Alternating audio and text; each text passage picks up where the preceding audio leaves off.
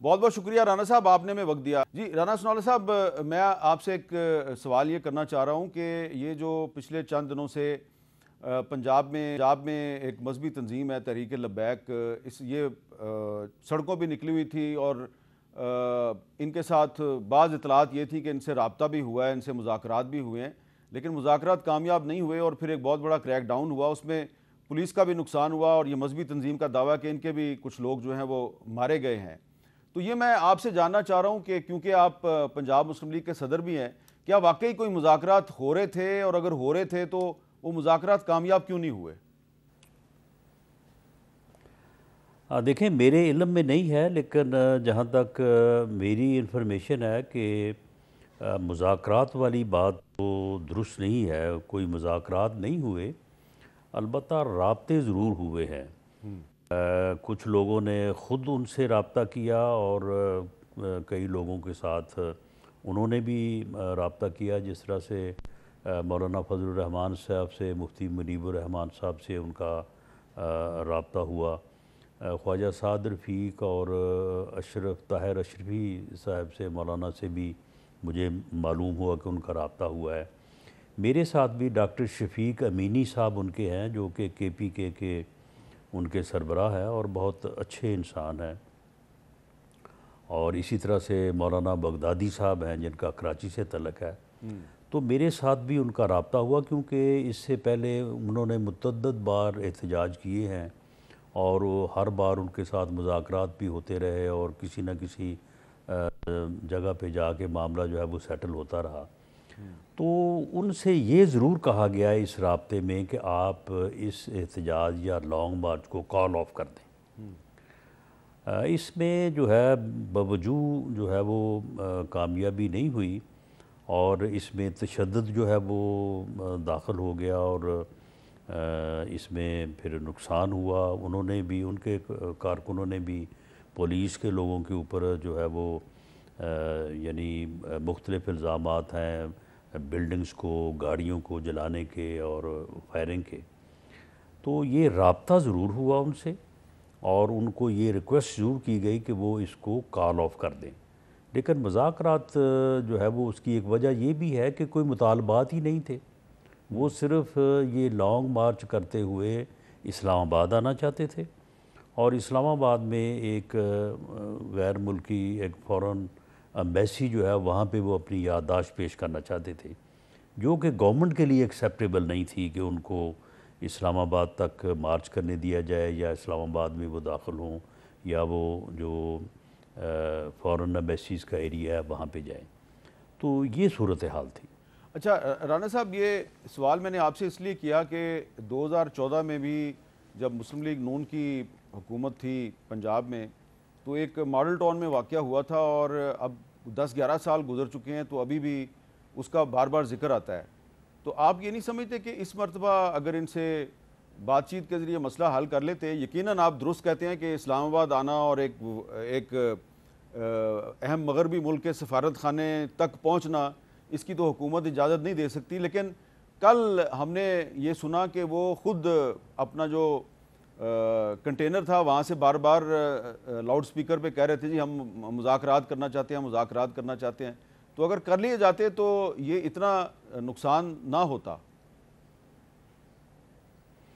نہیں، دیکھیں، بات کرنے، نیگوشیٹ کرنے اور معاملات کو گفتگو کے ذریعے سلجھانے والی بات جو ہے، اس کا تو کوئی نعم البدل ہے ہی نہیں۔ یہ تو کسی صورت بھی کوئی بھی یہ نہیں کہہ سکتا کہ یہ طریقہ کار جو ہے یہ مؤثر نہیں ہے یا یہ ہونا نہیں چاہیے۔ بالکل ایسا ہونا چاہیے، لیکن یہ جن اعلانات کی آپ بات کر رہے ہیں اس بارے میں مجھے علم نہیں ہے۔ کل رات کوئی تقریباً 1-1:30 بجے بھی میرا ان دونوں صاحبان سے جن کا آپ نے ذکر کیا، میں نے ذکر کیا ہے، تو ان سے میرا رابطہ ہوا، اور میں نے اس وقت بھی ان سے یہ ریکویسٹ کی تھی کہ آپ اس کو جو ہے وہ، بلکہ کل میں نے پریس کانفرنس میں بھی یہ ریکویسٹ کی تھی کہ آپ اس یعنی غزہ کے شہیدوں سے یکجہتی مارچ جو ہے، اس کو آپ اپنے ملک کے شہداء کے ساتھ یکجہتی کے نام پہ اسے ختم کر دیں، یا کم از کم مؤخر کر دیں، اور اس کے بعد میں بیٹھ کے جو ہے وہ بات کر لیں۔ غزہ کا مسئلہ تو چلو جس انداز سے بھی ہے وہ حل ہو گیا، تو اب ہمیں جو ہے وہ اپنے ملک میں جو ہے وہ اس طرح کا حالات جو ہے وہ پیدا نہیں کرنے چاہیے۔ تو کل جو افغانستان کا واقعہ ہوا جس میں ہمارے شہداء کے خون کا حساب چکایا گیا، مقدس خون کا حساب چکایا گیا، تو میں نے تو یہ بھی اپیل کی تھی کہ آپ اسی کے ساتھ جو ہے وہ یکجہتی کے طور پہ اس کو کال آف کر دیں۔ لیکن اب یہ معاملہ جو ہے یہ کہاں پہ جو ہے وہ یہ بات سمجھنے سے جو ہے وہ آر رہی گئی ہے اور اس کو ریزالو نہیں کیا گیا، تو ورنہ یہ اب لانگ مارچ جو ہے وہ کوئی ایسا معاملہ نہیں تھا کہ یہ کل ہی ہونا تھا یا آج ہی ہونا تھا یا اس کے بعد اس کا کوئی موقع نہیں رہ گیا تھا، بلکہ پچھلے 2 سال سے غزہ میں تو ظلم ہو رہا ہے، بے گناہ خون بہایا جا رہا ہے۔ تو یہ رات بھی بات ہوئی ہے، لیکن بہرحال یہ بات جو ہے وہ رانا صاحب، ریزالو نہیں ہو سکی۔ آپ کی یہ شفیق امینی صاحب سے بھی بات ہو رہی تھی، بغدادی صاحب سے بھی بات ہو رہی تھی، آپ نے ان سے پوچھا کہ جب غزہ کے جو کانفلکٹ کے جو فریقین ہیں ان کے درمیان ایک امن معاہدہ ہو رہا ہے اور وہاں پہ قیدیوں کا تبادلہ بھی ہو رہا ہے، سیز فائر بھی ہو گیا ہے، تو پھر آپ کے اس مارچ کی کیا اہمیت ہے، اس کا کیا مقصد ہے؟ یہ آپ نے ان سے پوچھا نہیں تھا؟ کیونکہ یہ لوگ بھی پوچھ رہے ہیں کہ جب وہاں نہیں پہ امن بالکل معاہدہ پوچھا، ہو گیا تو نہیں ان سے بالکل ان سے پوچھا، بلکہ ان کے ساتھ آرگو کیا کہ بھئی اب وہ معاملہ تو چلیں جس طرح سے بھی ہے، ہماری اس کے اوپر اطمینان ہے یا نہیں ہے، لیکن چلیں ایک یک طرفہ جو خون ریزی ہو رہی تھی 2 سال سے، یک طرفہ جو ہے وہ نسل کشی ہو رہی تھی، ظلم ہو رہا تھا، اور میں نہیں سمجھتا کہ اس ظلم کی مثال دنیا کی تاریخ سے جو ہے وہ دی جا سکتی ہے۔ تو اب چلیں وہ ایک یک طرفہ طور پہ جو ہے وہ بات ختم ہو رہی ہے، تو وہ اب آپ کو اس ایشو کو جو ہے وہ اب اس طرح سے نہیں اٹھانا چاہیے، اور اسلام آباد تک جانا جو ہے یہ بڑا حساس معاملہ ہے۔ تو یہ ان کے ساتھ آرگو کیا اور یہی ان کو کہا کہ آپ اس کو جو ہے وہ اپنے شہداء کے جو ہے وہ نام کر کے تو اس کو مؤخر کر دیں، لیکن بہرحال یہ بات جو ہے وہ میں نہیں سمجھتا کہ کیوں نہیں ریزالو، حالانکہ اس میں کوئی مطالبہ ہی نہیں تھا۔ یعنی دیکھیں نا، یعنی بات ناکام یا الجھتی تو تب ہے نا کہ جب ہو کہ جی ایک فریق یہ کہہ رہا ہے اور دوسرا فریق اس کو تسلیم نہیں کر سکتا۔ اس میں تو کوئی مطالبہ ہی نہیں تھا، صرف وہ لانگ مارچ کرنا چاہتے تھے، اور وہ لانگ مارچ جو ہے وہ ٹھیک ہے، انہوں نے جو ہے وہ کر لیا، اس کے بعد اس کو مؤخر کر دیا جاتا۔ لیکن بہرحال یہ جو ہے وہ نقصان ہوا ہے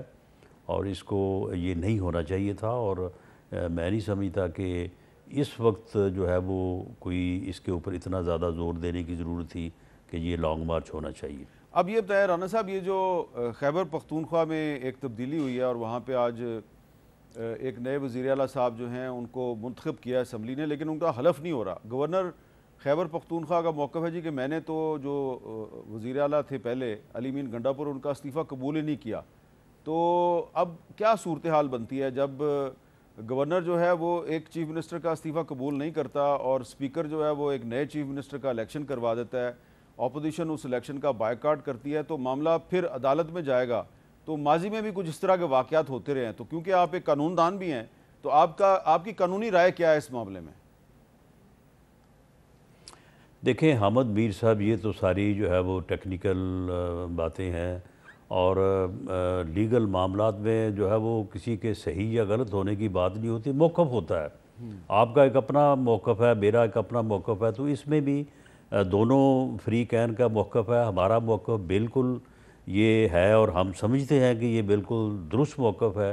کہ جب تک وہ استعفیٰ منظور نہیں ہوا تھا اس وقت تک اسپیکر کو صوبائی اسمبلی کا اجلاس ہی نہیں بلانا چاہیے تھا۔ چلیں ان کا بھی ایک موقف ہے کہ جی استعفیٰ ہو گیا، جب اناؤنس کر دیا تو استعفیٰ ہو گیا۔ اگر اس کے اوپر کوئی فریق عدالت میں جائے گا تو چلو عدالت کا فیصلہ ہو جائے گا، لیکن آپ مجھے بتائیں کہ ایک طرف تو یہ کہتے ہیں کہ جی دیکھیں جی ہمیں یہ نہیں کرنے دیا، ہمیں وہ نہیں کرنے دیا، ہمارے خلاف یہ ہو گیا وہ ہو گیا۔ آپ مجھے بتائیں کہ جو نو منتخب چیف منسٹر صاحب نے تقریر کی ہے، یہ کوئی چیف منسٹروں والی تقریر ہے؟ یہ اسمبلی میں کی جانے والی تقریر ہے؟ اور انہوں نے جن ارادوں کا ذکر کیا ہے، آپ مجھے بتائیں کہ ایک ریاست جو ہے یہ کس طرح سے جو ہے وہ ان معاملات کو جو ہے وہ ساتھ لے کے چلے گی کہ ایک اتنا اہم صوبہ جس میں جو ہے وہ دہشت گردی کا عالم یہ ہے کہ آئے روز 30 11 جو ہے وہ افسر اور جوان جو ہے وہ لا انفورسنگ ایجنسیز کے لوگ جو ہیں وہ شہید ہو رہے ہیں، جنازے پڑے جا رہے ہیں، اور وہاں پہ ایک آدمی اٹھ کے وہ یہ کہہ رہا ہے کہ جی میں یہ ہونے نہیں دوں گا، میں یہ ان دہشت گردوں کے خلاف میں کوئی آپریشن کوئی کارروائی نہیں ہونے دوں گا۔ تو یہ صورتحال جو ہے یہ پی ٹی آئی کو ایک سیاسی جماعت کے طور پہ بیہیو کرنا چاہیے، انہیں اپنے آپ کو ایک سیاسی جماعت کے طور پہ جو ہے وہ کنڈکٹ کرنا چاہیے، اگر وہ یہ چاہتے ہیں کہ ان کے ساتھ ایک ڈیموکریٹک اور ایک پولیٹیکل طریقے سے جو ہے وہ ان کے ساتھ ریاست اور تمام ادارے جو ہے وہ چلیں، تو انہیں بھی کم از کم جو ہے وہ اس بات کا لحاظ کرنا چاہیے۔ تو آپ کو کیا لگتا ہے کہ اب یہ جو نئے چیف منسٹر صاحب آئے اور ان کی تقریر کا بھی آپ نے ذکر کیا ہے، تو اگر وہ اصرار کرتے ہیں کہ میں ہی صوبے کا چیف منسٹر ہوں، تو کیا فیڈرل گورنمنٹ جو ہے وہ ان کے ساتھ چلے گی؟ کیونکہ وہ تو پہلے ہی کہہ رہے ہیں کہ میں نے تو فیڈرل گورنمنٹ کے ساتھ نہیں چلنا، تو اگر فیڈرل گورنمنٹ جو ہے اس کے بھی ریزرویشنز ہیں، تو پھر یہ صوبہ اور وفاق جو ہیں یہ اس کے درمیان تو پہلے ہی کافی فاصلے تھے، وہ فاصلے مزید بڑھ جائیں گے، ان کا فائدہ کون اٹھائے گا؟ نہیں میر صاحب، بات یہ ہے کہ فیڈرل گورنمنٹ کی کون سی ریزرویشن ہے؟ فیڈرل گورنمنٹ کی تو یہی ریزرویشن ہے کہ وہ چیف منسٹر صاحب کہہ رہے ہیں کہ میں نے فیڈرل گورنمنٹ کے ساتھ نہیں چلنا۔ چیف منسٹر صاحب کانسٹیٹیوشن پڑھیں، چیف منسٹر صاحب جو ہے وہ قانون پڑھیں، لیکن وہ تو اپنے متعلق کچھ اور ہی بتا رہے ہیں۔ وہ تو کہہ رہے ہیں کہ جی میں تو یہ ہوں اور میں نے تو اسی طرح سے جو ہے وہ کرنا ہے۔ وہ تو کسی عشق میں مبتلا ہیں اور اس عشق میں جو ہے وہ مرنے کی تمنا رکھتے ہیں۔ تو آپ مجھے بتائیں کہ یہ چیزیں تو پھر آئین اور قانون میں تو فٹ نہیں ہوتی۔ تو بات یہ ہے کہ آپ کو لگتا ہے کہ ان کو کوئی وہ قانونی آئین اور مشکلات کا قانون سامنا جس کے ہوگا؟ مطابق انہوں نے ایز چیف منسٹر ایکٹ کرنا ہے اس کو ذرا دیکھ لیں۔ وہ آپ کے خیال میں ان کو کن قانونی مشکلات کا سامنا ہوگا؟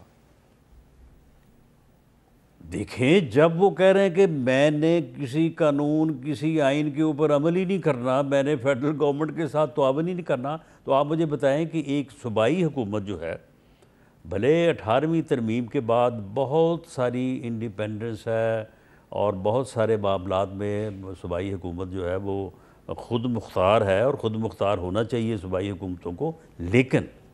ایسا بالکل نہیں ہے کہ کوئی صوبائی حکومت جو ہے وہ فیڈرل گورنمنٹ کے بالکل جو ہے وہ کہے کہ جی میں نے اس کو تسلیم ہی نہیں کرنا۔